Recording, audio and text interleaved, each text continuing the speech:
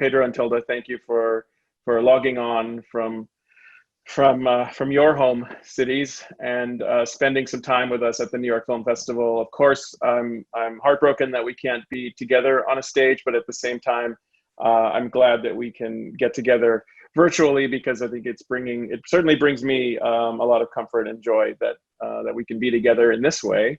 And I know it's been special for us to be able to bring the festival to an audience this year. So just first of all, thank you for taking the time and sharing this movie with us. And thank you, Eugene, and everyone at the New York Film Festival for rocking on. And we're so thrilled. We just were told that we're in a drive-in tonight, so we're particularly psyched to be talking to people in their cars. Yeah. I love the idea of being in a drive-in. I think this is the first screening of one of my movies in a drive-in. So I can imagine just the people into the cars, and this is something completely new. Yeah. And also, I mean, the fact that they have a big screen, I think this is also very important. At the opener is the more wealthy way to see a movie in this moment, in this condition of the pandemic. Yeah. And then anyway, I would like to say that here in this place where you see me, I wrote my last 10 movies here in this table, and also in the same table, and also the chair was part of the decoration of Pain and Glory. Oh, very good. So, you know, even though, Pedro, you talked about the New York Film Festival being a home for you in New York. In fact, we have an even more intimate connection to you through virtual, because we can be in your home, you're in your space, in your creative space. So I don't know, I think it brings us an even more, you know, a kind of more intimate connection to you as an artist, and to each of you as collaborators to be in a more intimate space together. So thank you for sharing the space with us today. You know, I have to say, I was thinking about this in advance of our conversation, and there was something about that photo. There was a first photo that you shared, and it's a photo of the two of you on the set while you're filming, and it was just a few weeks ago, The Human Voice. There was something about that photo, and I saw it on social media. Everyone should follow Pedro's Instagram. I saw it on social media, Pedro and Tilda, and I don't know, there was something about the comfort that photo brought me. And I saw that happen over the first couple of days. The photo was shared wildly on social media. And I think it sent a sort of a flare up, and said that actually, despite everything going on and all the struggles happening in our world, cinema is still being created, being imagined, and will be coming soon. New movies will be coming soon. So I just wanted to start by saying thank you for that. And I don't know if you recognized how important that one image was as a sign. I don't know. I'm very glad. I'm very glad you tell me that. But you know, we're coming from Venice Film Festival, and when I noticed it was that a kind of how grateful was the audience just for the fact that we were making a movie in these moments of pandemic. That, I mean, since the very first day, we just go straight away to the studio just to start shooting without thinking in other things, just to make a new movie. Well, I made it, and I hope that also Tilda, because I needed to do. But also, for the first time, I got the feeling that how grateful the audience was. It was like telling, I mean, you are making movies, and we want to see movies. And even in this moment, it's very important, I mean, to do it, more important than before. And also for that reason, I think it's very important that you have possible the New York Film Festival, I mean, in driving or whatever, in any way, but possible. Because, I mean, we shouldn't forget cinema, and also to go to the cinema, which is very, very important. I think it's clear to most people that of all the things that we've missed, cinema is, the thing that people have missed almost more than anything. Because, I mean, the wonderful thing about technology is that we can talk to our loved ones on our phones, but these screens are very small. And we crave the big screen. You don't have to be a major film nut like all of us and all of you sitting in the cars to really long for it. And I think one of the things that was so thrilling for us was to prove to ourselves, and via this one image being sent out across the airwaves, that, you know, this is not going to change. There's so much that's changing now. But the idea of cinema being truly nourishing and truly something that we're going to go through hell and high water to find, you know, get in your car and go to a drive-in. It's not exactly much harm to do that. It's a beautiful, beautiful, endless thing. And it's really good in times of revolution to figure out the things that are not going away. And as far as I'm concerned, cinema is going nowhere. In fact, we can only benefit from all these inventions. I wonder next year, or whenever it is, that it is possible for us to fly, to be all together, Eugene, with you on a stage. Maybe we'll miss seeing Pedro's books or my cushions or dogs, or maybe we'll, you know, this is an expansive thing that that we need to be really grateful for. And yeah, it's just never going anywhere, cinema. So we made a little film, very little, and we made it in pretty much exactly the way, I think you'd agree, Pedro, we would have made it a few months before. It was business as usual. We just made the film. And it was so healthy for us to work, to just make. Oh, I say wealthy instead of healthy. I always confuse. Both, you know, wealth has got nothing to do with money. It's both, healthy, wealthy, and wise. Mm-hmm. We're going to dig in a moment into the film and how you made it and more about it. But first, Pedro, you mentioned this just a moment ago. You two were in Venice just recently, presenting the film for the first time. And able to watch it. You had an experience that a lot of us haven't had, and that is walking into a cinema to watch a movie on a big screen, something that so much of us are craving. I haven't watched a movie on a big screen in many months with an audience. Tell us a little bit more just about that experience of presenting it to an audience and being back in a cinema. I think it was a kind of celebration because I mean the audience start clapping.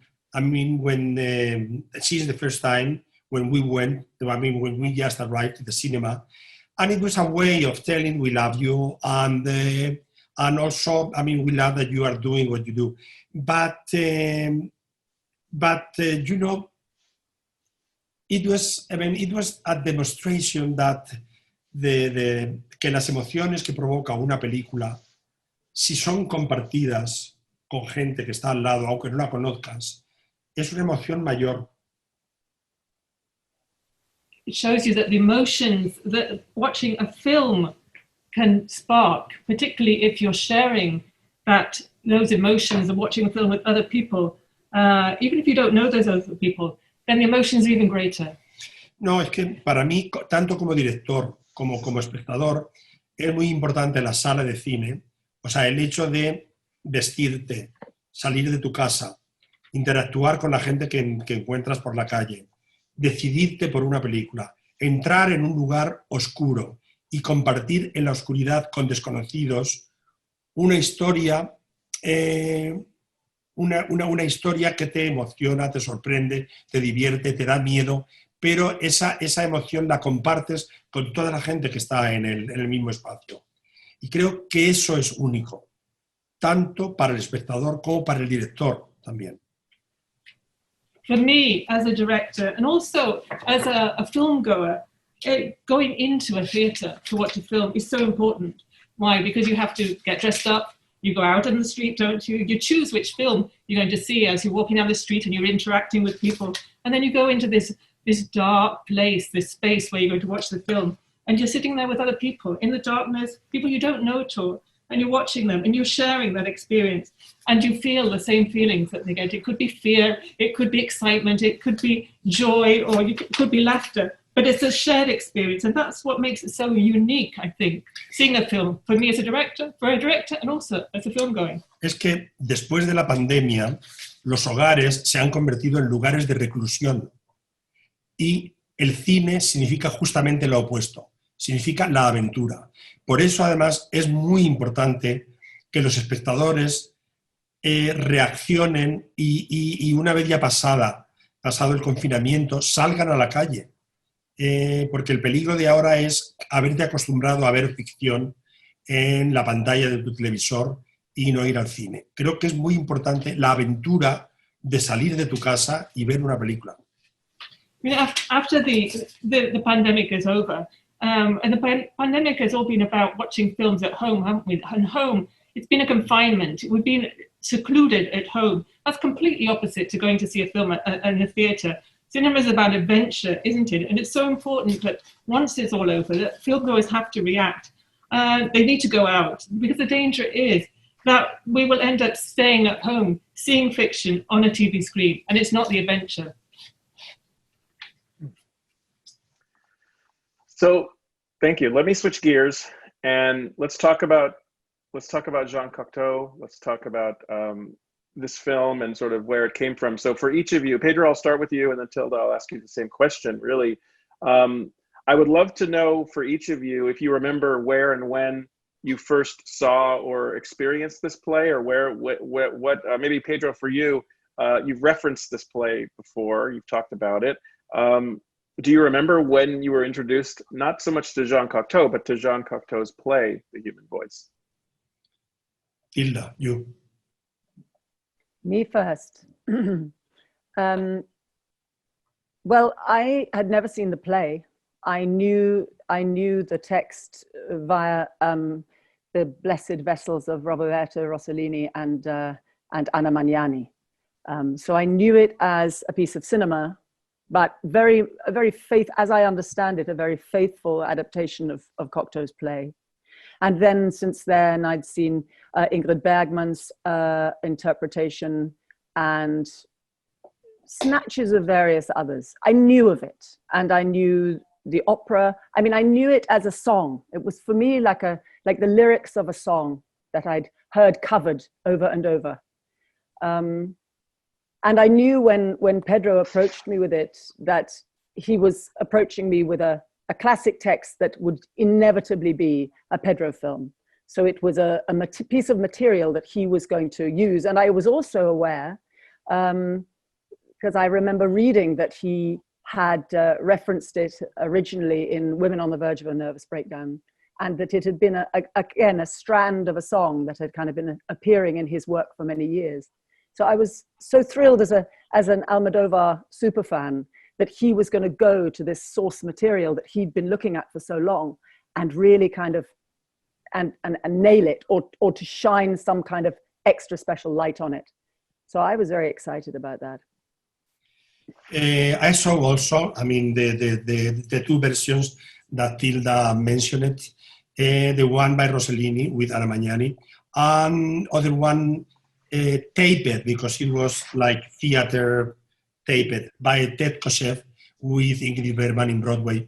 And I knew that also Sophia Loren did a version, and Simone Signoret. You know, I mean, the first time that I saw the Rossellini piece, it was in the 80s, early 80s. And I was very, very like obsessed with Anna Magnani, because Anna Magnani for me was, is like the essence of Mediterranean actresses, of warm actresses, and represent my ideal of actress.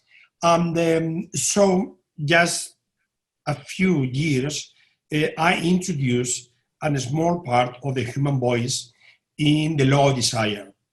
When Carmen Maura is doing the piece, it was just something very abstract, but it was only a small sequence. And still I was obsessed with the text. And then I tried to make a movie with Carmen Maura, an entire movie about the Cocteau play. But, you know, Cocteau play is like 20-something minutes. So I needed an hour and a half at least to make a long feature. So I said, I have to write 1 hour more. So when I start writing, then, you know, Cocteau disappeared, the conversation by telephone disappeared too, and then what I wrote without really realizing, it was an screwball comedy. So I mean, that only keep from Cocteau that there is a woman, an abandoned woman with a baggage of the men that abandoned her, and in that case, I didn't put a dog. That is also very important in the Cocteau plays. So, I mean, I never get really to adapt the real Cocteau, because now when 2 years ago I tried to make let's say, serious adaptation of Cocteau's words, then when I start, I mean, reading again, and with my age, and in this moment, the words of Cocteau, then I found that they don't represent anymore a contemporary woman. So, I mean, with all my respect to Cocteau, what I did is just to rewrite everything. I mean, the situation is the same. I mean, like you say in the credits of the movie, that is freely inspired by Cocteau. Because, for example, Tilda is not, if I wanted to make the old version, I mean, Tilda is like the opposite of that character. But fortunately, she's the perfect actress for this contemporary version of these women.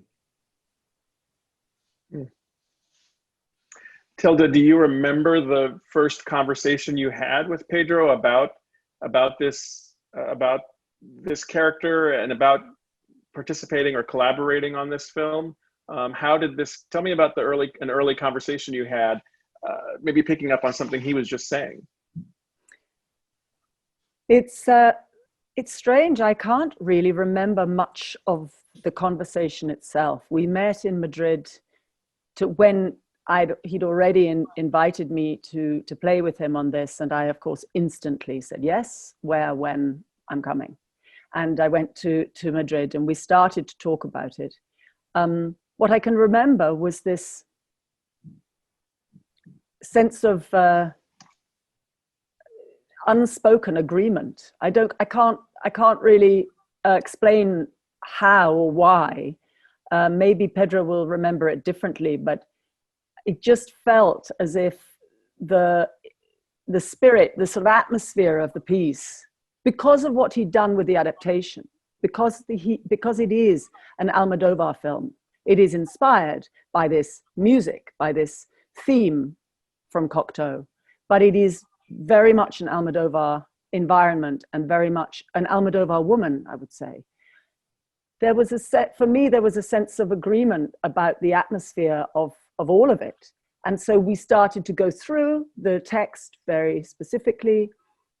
I can't remember being surprised by anything because I know Pedro's work so well, and it is extraordinary. We've met several times over the years I've always been in a fanboy situation. And in fact, I think the last time that we'd been together was at the Lincoln Center for the great anniversary moment of the Film Society and of Lincoln Center.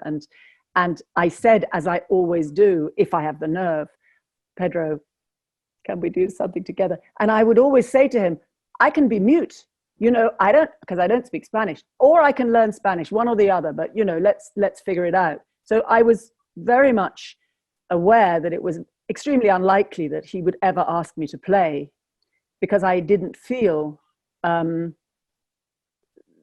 he says, kind of an appropriate woman for his world.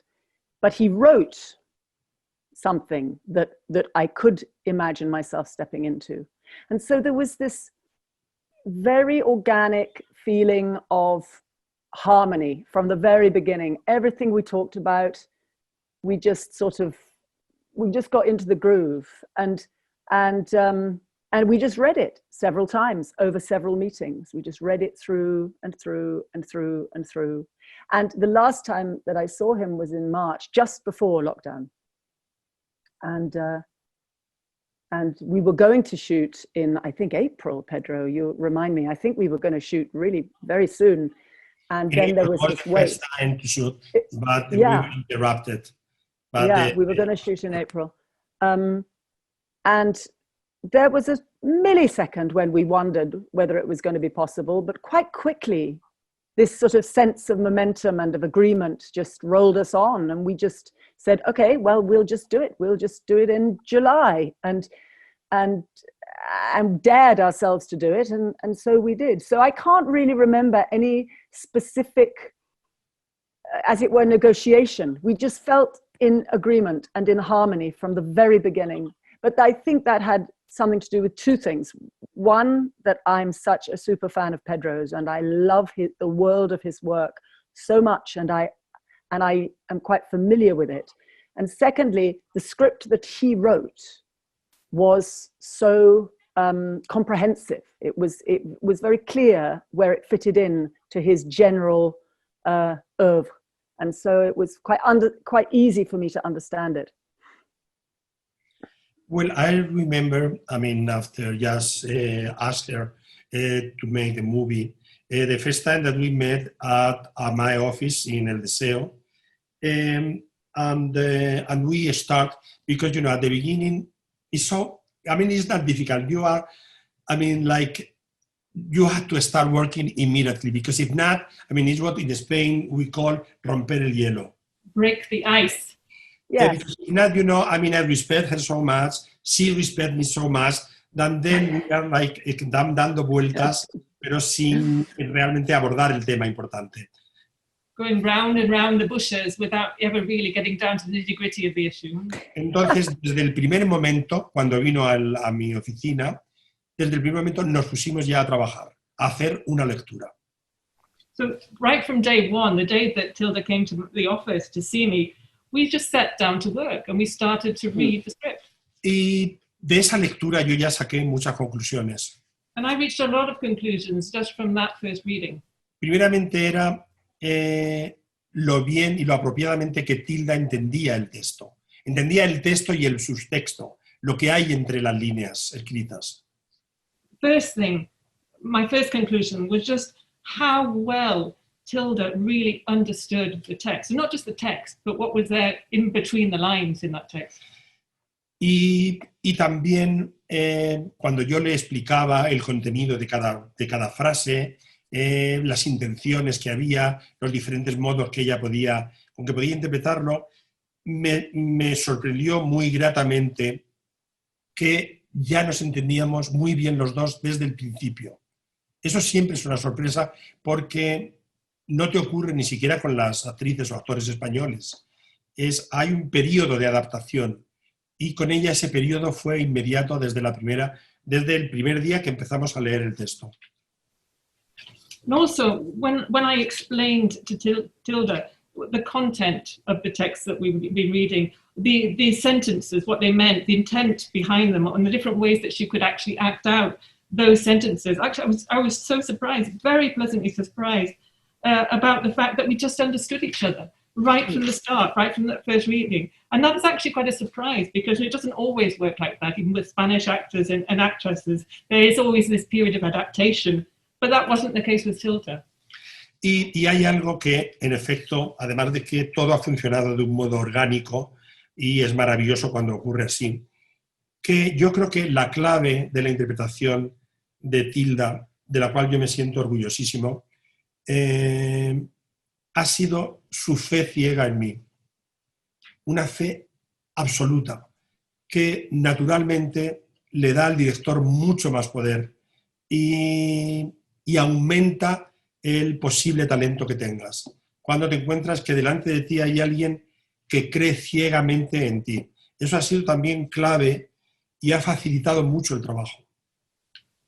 And also, and this is part of the organic flow to things that was absolutely wonderful. I would say that one of the key things about the performance that Tilda gave, and something that I personally feel so proud of, is her blind faith in me. She had absolute blind faith in me. And that is something that when it happens, it gives the director much more strength, more power, because it actually enhances the talent you have when you're standing there directing somebody who has that, who believes blindly in you. Well, also since the beginning, it was very clear for me that, I mean, we understood as director and actress, but also we have many things in common. I mean, movies that we love, people that we also are very interested. That also, I met her several times, always in big events, ceremony awards, or like New York Film Festival. And I always felt very, very close to her. But you know, this is not an enough deep knowledge of someone. So it was fantastic to discover that also we could be eating and talking about so many things and so many books, movies, author, people, and and also there is a kind of sense of humor that is very alike. I'm Spanish, she's Scottish, but we are condemned to be friends because we have many things in common. Condemned to be friends. I love Condemned to be friends. Well, this is my English, which is, you know. That's a title for our joint biography. Condemned to be friends. It's beautiful. There was a very beautiful moment, which started as a joke, but I actually think it was kind of gorgeous. There was a moment when, you know, it's true what Pedro says about blind faith. And frankly, why wouldn't I have blind faith in Pedro? Even the idea of him placing me in his frame, I thought, that's crazy, but I'll go with it. If he wants it, I'll do it. But there was a moment when we were talking about a moment of high passion. And he said, high passion, passion. And he said something like, you said something like, well, you know, you may not understand this because you come from the North and it may not be in your culture. You know, it's in our culture in Spanish. And I said, again, semi-joking as a kind of flick, I said, Pedro, my culture is cinema. And he went, wow. It was a fantastic condemned to be friends. So, you know, after that, you stopped talking about how pale I was or how northern I was. And then you would say something like, remember the moment at the end of La Notte when Jean Moreau is reading the letter. And I'm, okay. That's our language. Sí, absolutamente. Absolutely.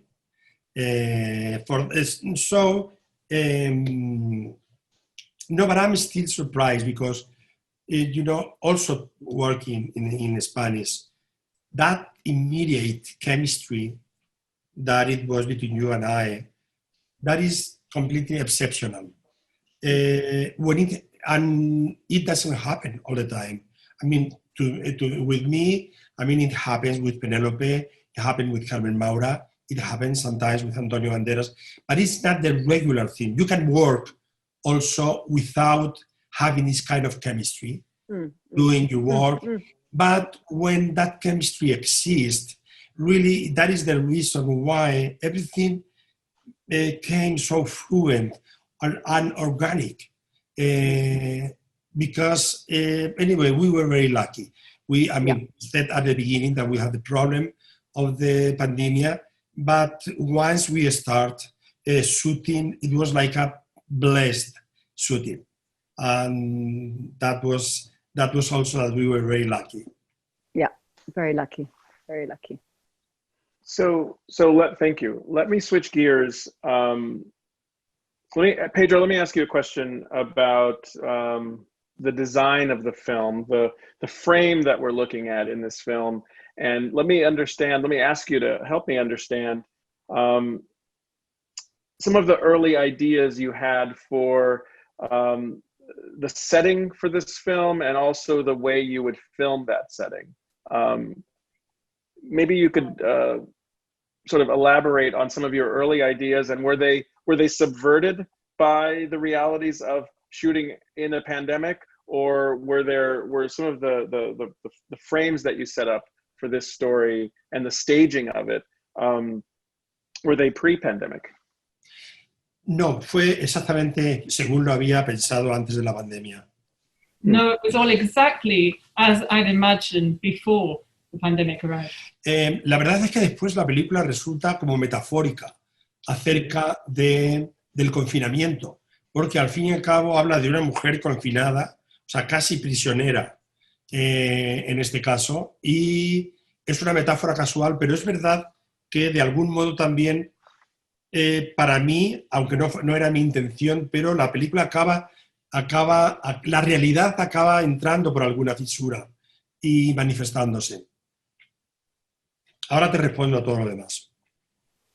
But actually, after the pandemic, it turned out to be a bit of a metaphor. It was about the lockdown, really, wasn't it? It was about seclusion, because you have this woman who is living that seclusion. She's almost imprisoned, isn't she? And it turned out, just by pure coincidence, to be a metaphor of the lockdown in the pandemic.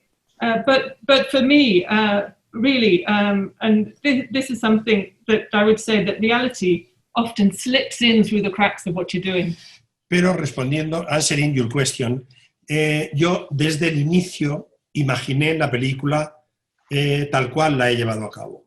Es decir, con una narración muy alejada del realismo y del naturalismo, y donde iba a mezclar algo, la esencia del teatro y la esencia del cine.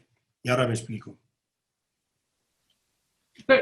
But really, right from the start, the film turned out to be just the way I'd imagined it before that.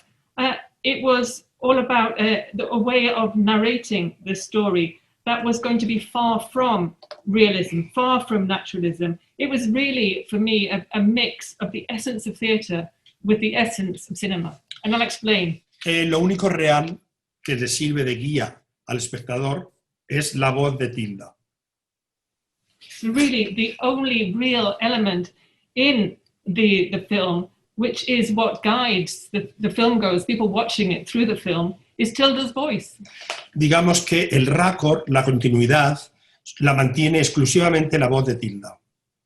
The continuity element of the film is really solely and exclusively through Tilda's voice.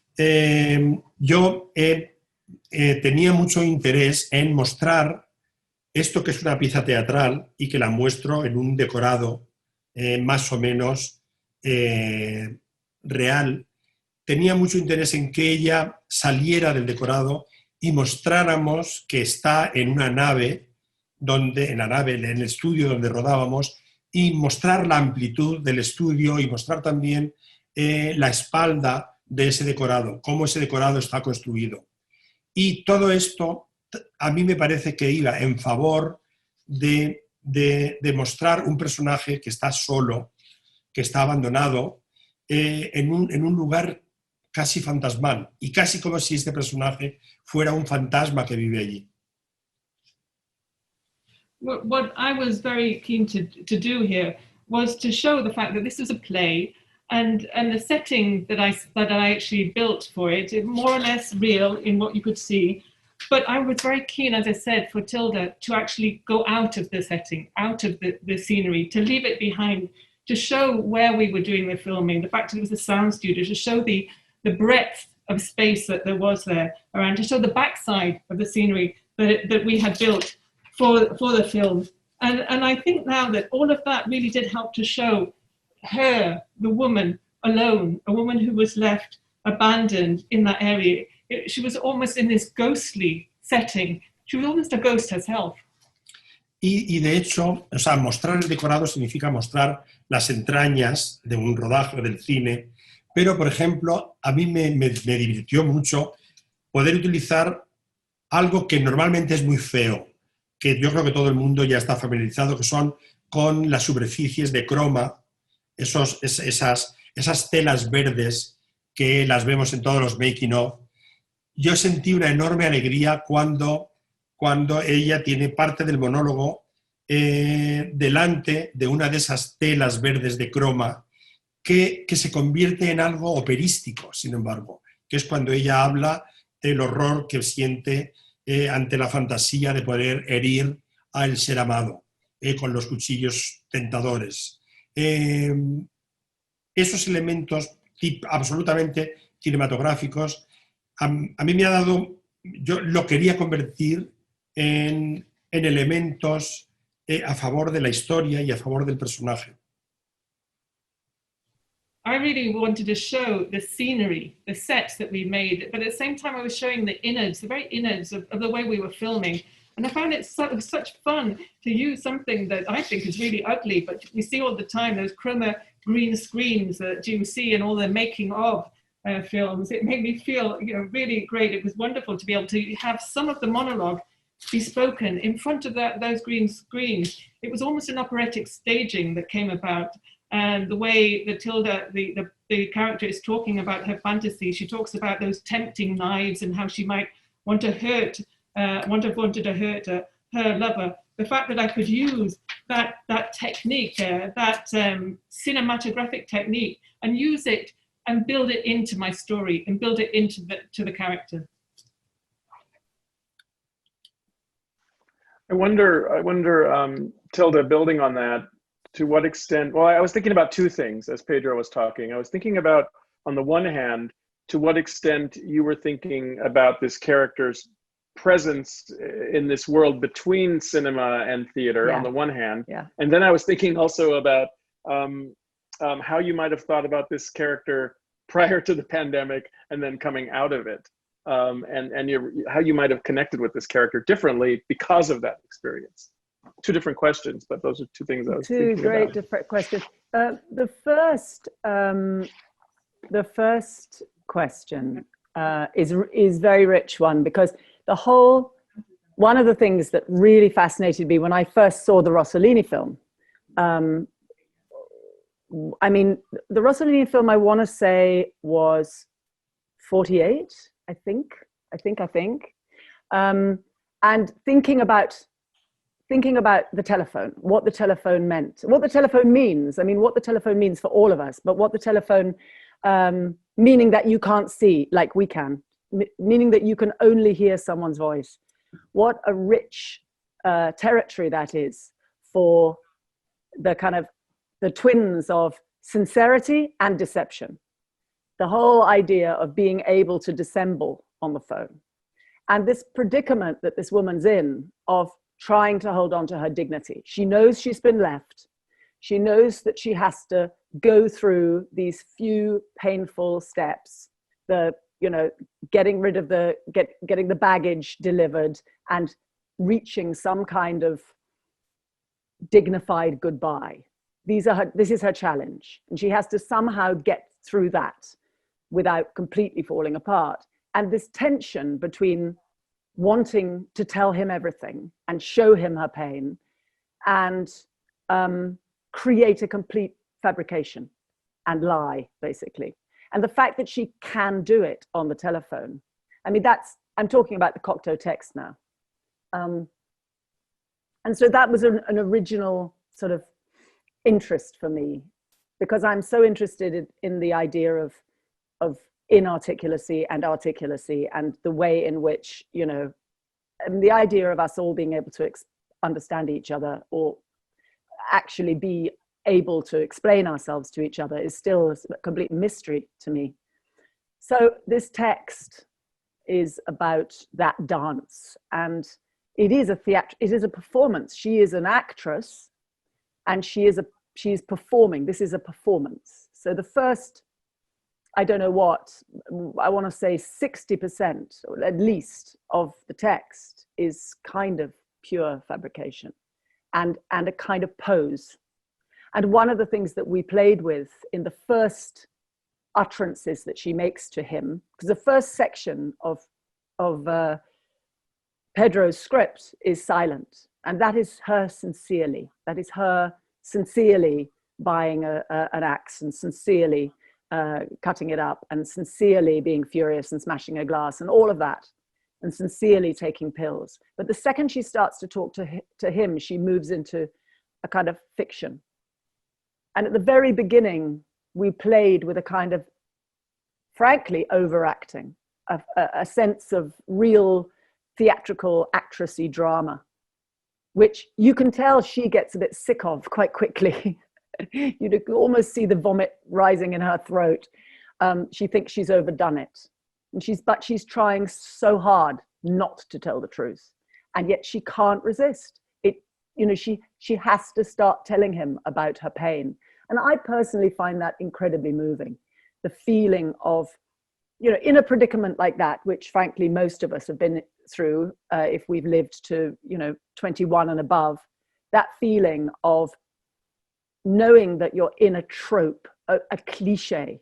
Everybody who's been abandoned is already in a soap opera set. It's embarrassing how one plays out these tropes, and she's got this whole dance going between wanting to be authentic and truthful and make a real connection with him, and also trying to sort of fake it.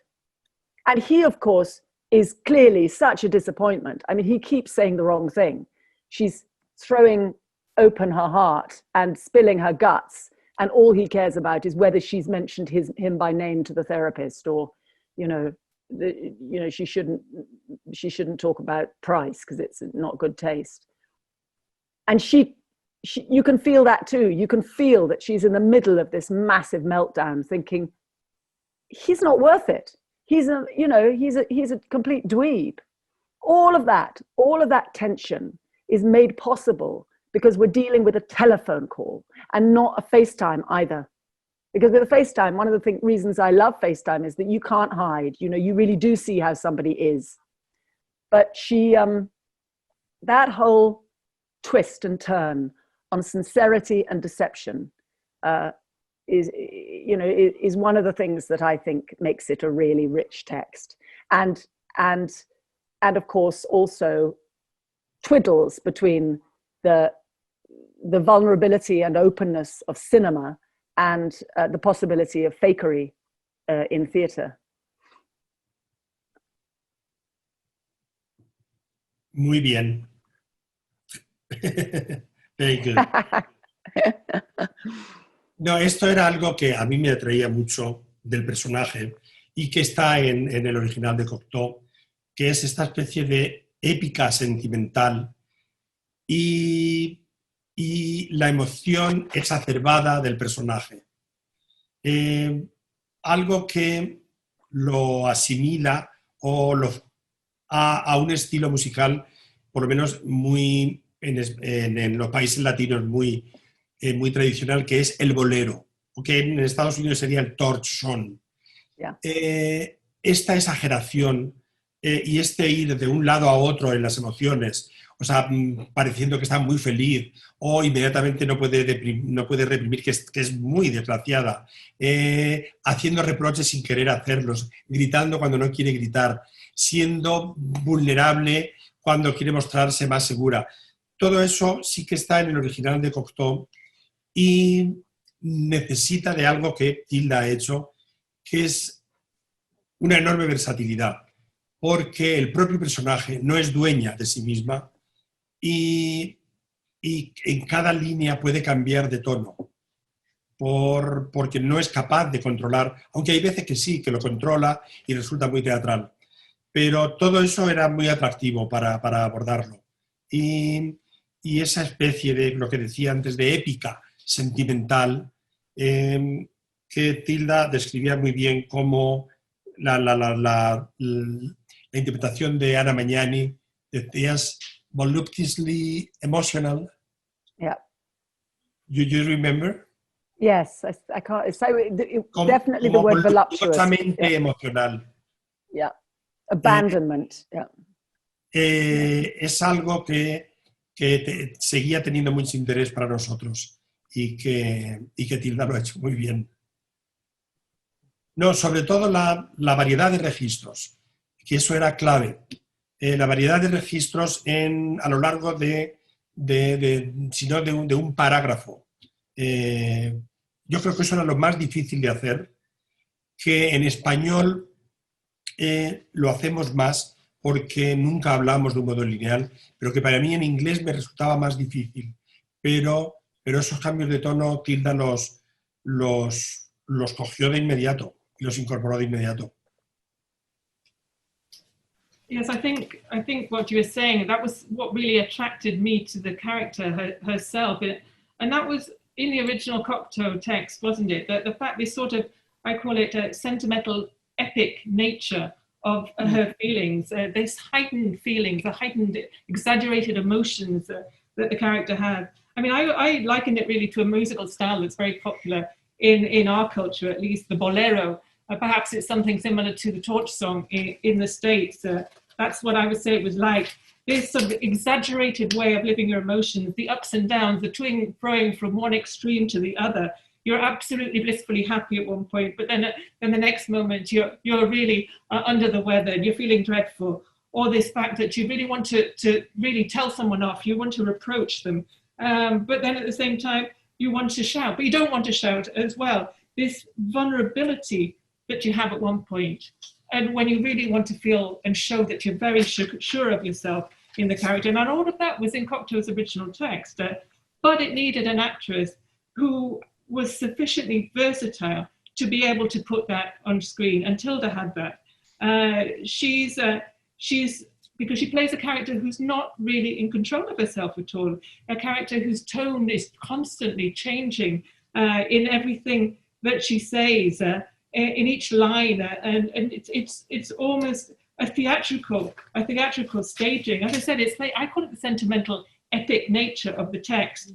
And Tilda yourself, as I mentioned just before, you described it very well when you talked about Anna Magnani's playing as being voluptuously emotional, I think was the exact words you said. And so for me, it was so interesting to see that Tilda actually had this variety of registers, the diverse registers that you needed, because it was key, because even in one single paragraph, that you have to change the register that you're using as you're speaking. And that is very difficult. Perhaps it's easier for us in Spanish, because Spanish is a language that perhaps isn't such a straight line language. We modulate the tone as we speak. In English, I think it's more difficult to do. But Tilda just did it so well. She did it perfectly.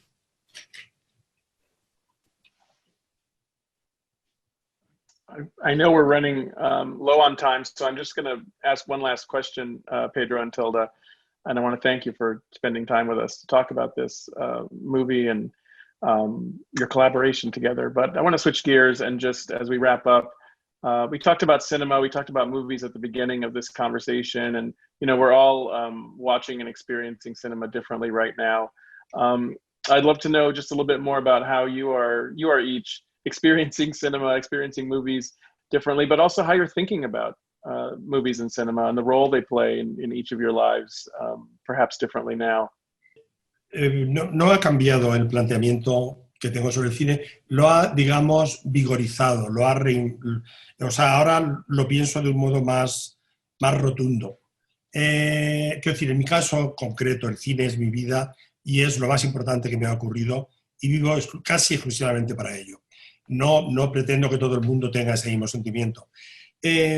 Pero sí que el hecho de haber estado confinado y condenado a verlo todo a través de una pantalla pequeña, en la pantalla del televisor, que mi televisor es grande, he acabado sintiendo odio hacia todo el material que veía en la televisión, desde los informativos, las series, los documentales o las películas. O sea, pensaba que si mi vida a partir de ahora no pudiera ver ficción de otro modo que a partir de una pantalla en mi comedor, creo era una situación que me desesperaba y que desde luego afortunadamente no es así. Entonces yo creo más que nunca, primeramente, creo más que nunca, y se puede decir, y la gente lo entenderá, que la ficción es parte esencial en nuestra vida. Que en este confinamiento, casi uno de los grandes consuelos, si no el máximo, ha sido que las personas le han dedicado a la ficción 3, 4 o 5 horas, mucho más de lo que habitualmente. Es decir, la ficción ha salvado a la gente del tedio, del aburrimiento y de la angustia que significa estar confinado. Entonces yo creo que ahora sí es muy fácil explicarle a la gente hasta qué punto el ser humano necesita de la ficción. ficción que haga nuestra vida más vivible. Y eso sí, cuando hablo de ficción también hablo de algo que es muy importante que en España por lo menos tengan en cuenta, que es la cultura. O sea, que la gente sepa que para estar sentado frente al televisor hay alguien que ha iluminado aquello, alguien que lo ha escrito, alguien que lo está interpretando, alguien que lo ha pensado. Eso significa la cultura, que en España hay una lucha muy grande para que haya voluntad política de protegerla. Pero en cuanto ya como director y como espectador, creo que mi necesidad de ir al cine es muy superior a la que sentía antes. Y mi necesidad de recuperar ese ritual, ya te digo, se me ha reafirmado, es muy superior. Sin embargo, la situación hace que la distribución y exhibición del cine sea tan compleja y que sobre todo no puede ser como antes, que vivimos en este mismo momento una situación muy rara y muy negativa para con el cine. O sea, por ejemplo, a mí no me parece bien cómo están reaccionando las grandes empresas americanas tratando de economizar y de proteger sus productos y no estrenarlos en el resto del mundo. Creo que animaría mucho al espectador si las grandes películas americanas, ya que no se ponen en Estados Unidos, se pusieran en el resto del mundo. Porque el problema es que ahora mismo, por ejemplo, en España, hablo de España, la gente se ha acostumbrado a ver la ficción en su televisión y no está acudiendo al cine. Y eso sí es una situación muy, muy peligrosa. He hablado mucho, pero bueno. Nothing has really changed about the way I think of the cinema, of what I feel about cinema, the role in my life. In fact, I think what's happened with the pandemic has actually heightened the role it has. It's made my feeling about cinema much more categorical, because films are my life.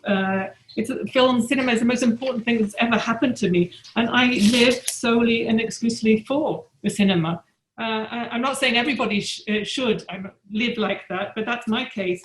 And what's happened in lockdown is that we've been forced to sit down in front of a small screen, well, small, a TV screen. I mean, my screen's huge, but still, it's a small screen, and we've had to watch what we've seen there. And it's made me come to almost hate all of the material, all of the content that I've seen on TV over this time in lockdown, this series, the documentaries, the news, the films, whatever.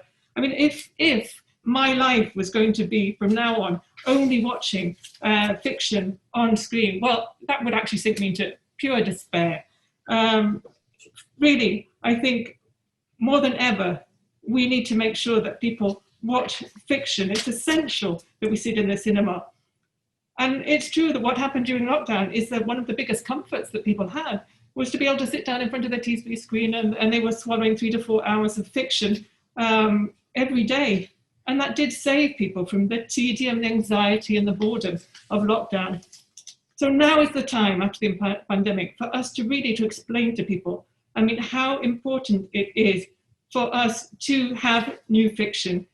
Fiction, it makes our lives easier to live. And when I say fiction, I mean culture in general, because if you think of watching something on TV, people need to understand that it's not just the story they're watching. Someone's had to put in the lighting for the scenery. Someone's had to think up the idea. Someone's had to write the text, the script. All of that is culture. And certainly here in Spain, I think we're struggling to build up a culture in politics, a political culture, the need to protect our fiction. And I think now there's a much greater need for us to have the cinema back. And I want to go back to the cinema. I'm desperate to get back to that ritual more than ever before, of going to the cinema, to the theatre, to see films. Because what's happening now is that the distributors, they're not distributing the films, they're not showing the films on screen. I know it's really complex. I know it's not like the way we lived before. It's all very odd, isn't it? And it's all very negative now for the cinema. And I wouldn't like us to have to live like this. But it's important to say that also the big companies, the majors, they're really sort of economizing on what films they're showing and what distributing. Essentially, they're not showing them to people. And it would really encourage people to get back to going to see film if in the rest of the world we could see all of those big films that are not being distributed. Certainly in Spain, I know that people have just got used to watching fiction on their TV screen, and that's very, very dangerous. I think when I remember the beginning of the whole lockdown experience, and I imagine this was similar for most people, it was as if all the stories stopped. It was as if we couldn't imagine how this whole script, this plot, was going to play out. We'd all seen a number of dystopian films, and we had all sorts of fantasies, and we were very grateful for the fact that there weren't flesh-eating zombies walking down our streets. But still, we had a sort of failure of imagination about how this whole story is going to develop. And that's still the case. Our imaginations have been expanded by this. We don't have the stories in real life. We need those stories so badly. Jean Cocteau talked about myth over history. You know, we need myths, we need narrative. And as Pedro says, we need fiction. And I remember at the very beginning of lockdown, in this house, in a sort of emergency hunkering nourishment mode, we immediately sought out those films that we find so health-giving. And we went to Hitchcock, and we went to Almodóvar, I will say, and we went to the films of Michael Powell and Emmerich Pressburger. And I picked up, for the second time in my life, the massive two-part autobiography of Michael Powell. And I went through it like a sort of text, like a holy text, during the first few weeks of lockdown. And it was such a good thing that I did that, because the story of the development of the cinema of Michael Powell and Emmerich Pressburger is kind of the story of the development of the cinema itself. Because he's born in 1905, and he went to work with Rex Ingram's in the Victorine cinemas in the south of France. It's about a cinema which deals with the massive, massive world-shaking crisis of the coming of sound.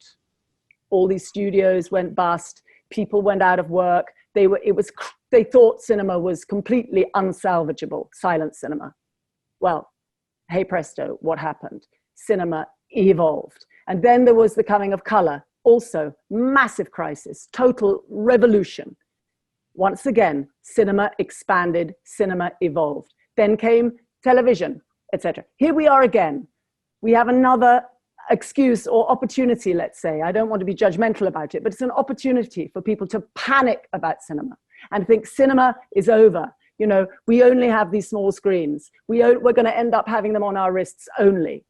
I don't buy it for 1 minute. We are never going to stop wanting to go to the cinema. And I believe that cinema will evolve. And the reason it will evolve is because there are nutters like us who are completely besotted with it. And we'll just find a way. Nutters like you all who are sitting in your cars looking at a massive screen. You're never going to stop looking for a massive screen. You've gone to Queen's to look at this now. It's just thrilling to me. I'm sorry to be sort of counter-programming this, but I find this opportunity so thrilling for cinema. And I have no idea how this plot is going to play out, but I know for sure that that cinema lives on, and I'm really excited about it. And in terms of our experience as filmmakers, in our own lives, we have proved to ourselves that we can go on making films. That's just such a blessing, and I'm not scared at all. We'll just go on working. Pedro's working on his next film now. I'm working on a number of crazy adventures with wonderful people, and I see no reason to really be scared. It's a reckoning, and a lot of dead wood is going to be cleared out, but that's never a bad thing. Well, Pedro? Yep. No, I'm agreeing. I agree completely with her. I mean, it seems that the cinema always was in danger, and it survived always. No, but it's true that es cierto que las circunstancias son delicadas y sobre todo creo que al tener un elemento sanitario en el que la gente puede estar en peligro esto hace que esta crisis, al ser una crisis sanitaria, es un elemento muy distinto de las otras crisis por las que ha atravesado el cine. Y hay un elemento de incertidumbre que yo creo que es mayor y de una naturaleza distinta a los otros peligros que han acechado siempre el cine. El hecho de que haya un virus descontrolado. Y, o sea, todo el mundo dice, de esta crisis vamos a salir mucho mejores y vamos a salir pronto y todo va a volver a ser igual. Yo no estoy seguro de que todo vaya a ser igual. Tampoco estoy seguro de que vayamos a salir mejores, como mejores personas. O sea, hay muchas razones para estar preocupados, pero también yo milito en el optimismo. No solo porque este es mi trabajo, sino porque creo que no importa la situación actual, hay que tener proyectos, hay que seguir escribiendo y hay que seguir rodando. Y la realidad nos dirá cuándo hay que parar, cuándo hay que... Quiero decir, estamos más expuestos que en otras ocasiones en una industria y en un trabajo que ya de por sí tiene mucho de incertidumbre. Pero bueno, ese es el signo de los tiempos y tendremos que luchar contra ello. It's true. Circumstances are tricky now, aren't they? I mean, and as it is a health issue that we're dealing with, the fact that people are at risk because we have the health issue, I think that makes it very different. This particular crisis that cinema is going through right now, very different from previous ones. Mm-hmm. There's more uncertainty surrounding the future of cinema, and I think the uncertainty itself is different. It makes it different to the other dangers that cinema has faced in the past, because we're dealing with a virus that is out of control at the minute. Everyone keeps saying that we'll get through this soon, and everything will go back to normal, and we'll come out of this being much better people in the future. I'm not so sure that everything's going to go back to being the same as before. And I'm not even so sure that we're going to actually come out of this as better people. But nevertheless, I am an optimist. I'm an actively energetic optimist. It's not just because of my job, but I believe we all need to be working on projects. We need to be writing. We need to be filming. We need to be doing things. And well, time will tell. Reality will tell us when we have to stop doing all of that. It's true that we are much more exposed now to the dangers in an industry that already has a lot of uncertainty in it itself. It's an uncertain world, I think. But I think it's just a sign of the times, isn't it?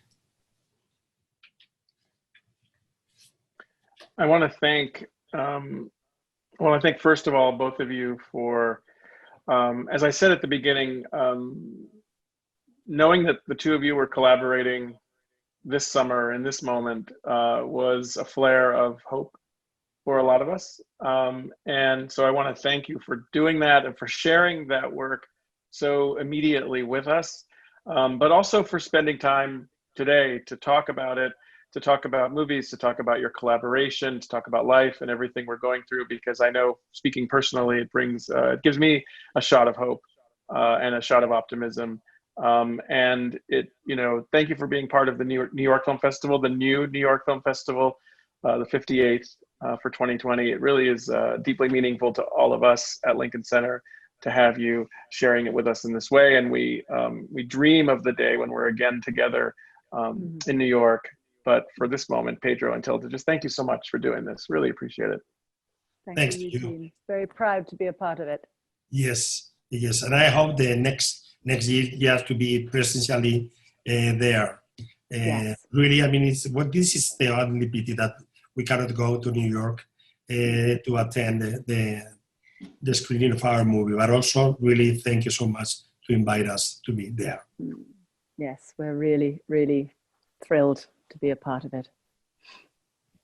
Thank you.